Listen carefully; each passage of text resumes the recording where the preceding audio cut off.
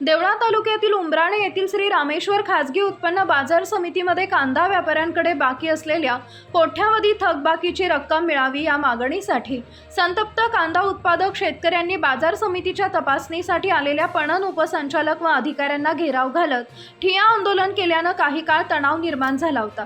कांदा उत्पादकांचे कोट्यावधी रुपयांचे घेणे असताना कांदा व्यापाऱ्यांकडून पैसे मागण्यास गेलेल्या शेतकऱ्यांना अरेरावी शिवीगाळ सारखे प्रकार सुरू होते।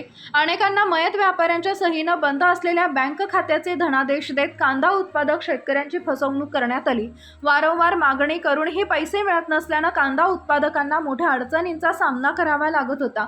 अनेक मुलाबाळांचे लग्न रखडले, पैशाअभावी उपचार होऊ न शकल्यानं काही कांदा उत्पादक शेतकऱ्यांच्या कुटुंबियांना आपले प्राण गमवावे लागले। त्यामुळे कांदा उत्पादक शेतकऱ्यांमध्ये तीव्र रोष होता। यावेळी पणन विभागाच्या समितीसमोर कांदा व्यापाऱ्यांनी आपली कैफियत मांडली, तर शेतकऱ्यांच्या पावत्या व थकबाकीची माहिती घेऊन थकबाकी असलेल्या कांदा उत्पादकांना कांद्याचे पैसे देण्याची कार्यवाही सुरू करण्याचं आश्वासन देण्यात आले। शेतकऱ्यांना दर्जेदार सुविधा मिळाव्यात, स्पर्धा होऊन शेतमालाला चांगला दर मिळावा यासाठी शासनानं खाजगी बाजार समित्या सुरू केल्या। मात्र आता खाजगी बाजार समितीमध्ये शेतकऱ्यांचं देणं ठरवलं जात असेल तर खाजगी बाजार समितीच्या विश्वासार्हता पुन्हा ऐरणीवर आली आहे। आवाज बागलांचा वृत्तवाहिनीसाठी राकेश आहेर, चांदवड, देवळा।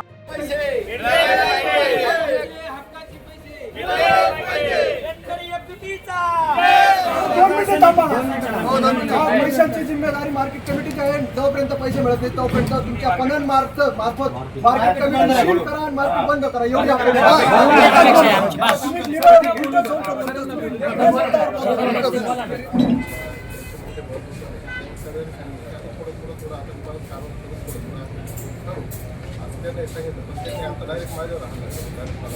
आला नाही तू वाची घ्या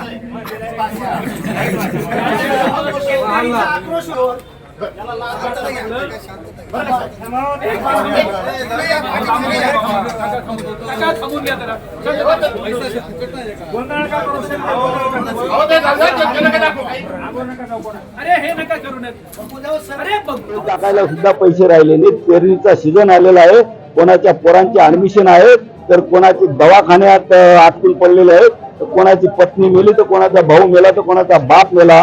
यांना आम्ही आमच्या सगळ्या अडचणी यांच्या समोर मांडून यांना कुठेही यांना दया माया शेतकऱ्याची आली नाही। तर आम्ही आता यांना 2 वेळा रिक्वेस्ट केलं की त्या व्यापाऱ्याला इथे माल खरेदी नका। दादा 6 महिन्यापासून पैसे बाकी होते आमचे, तर म्हणजे माझ्या पत्नीला स्ट्रोक झाला, कारण तिने खूप विचार करून घेतला आणि कौटुंबिक वाद झाले थोडे। त्याच्यात तिने विचार केला की आपलं कसं होईल। माझं 3 एकर क्षेत्र आता मी गहाण ठेवले आणि आता माझे 2 मुलं आहेत आणि एक पत्नी होती, ती वारली। संजय वराडेकडे हॉस्पिटलला दवाखान्यात ऍडमिट केलेलं होतं।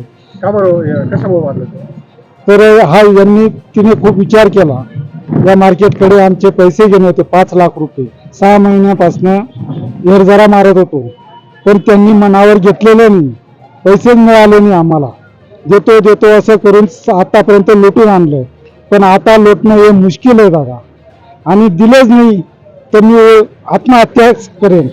माझ्या पुढे पण कोण नाही, मागं पण कोण नाही। माझा संसार हा उद्ध्वस्त झालाय एकदम, काहीच नाही मला। काय दादा? मनोहर लक्ष्मण बिरारी। आज तपासणीसाठीच रामेश्वर मार्केटमध्ये आम्ही उपस्थित राहिलो होतो। सर्व कामकाजाची तपासणी केली, त्यानंतर काही शेतकऱ्यांनी आम्हाला भेटण्यासाठी इच्छुक आहे असा निरोप दिला। आम्ही त्यांना भेटलो, त्यांच्या ज्या काही भावना आहेत त्या समजून घेतलं आणि त्यांचं जे काही म्हणणं आहे त्यानुसार त्यांना त्यांचे जे काही अर्ज असतील त्याच्या पावत्यासह किंवा ते जे काही प्रूफ असतील त्यांच्यासोबत ते त्यांनी यार ऑफिसला द्यावेत, आमच्या ऑफिसला द्यावेत आणि बाजारच्या ऑफिसला पण द्यावेत, आणि त्यानंतर त्याची शहानिशा करून त्यावर योग्य तो निर्णय घेतला जाईल। आणि ही जी काही गोष्ट आहे याचा अहवाल आम्ही पणन संचालनालयामध्ये सादर करू।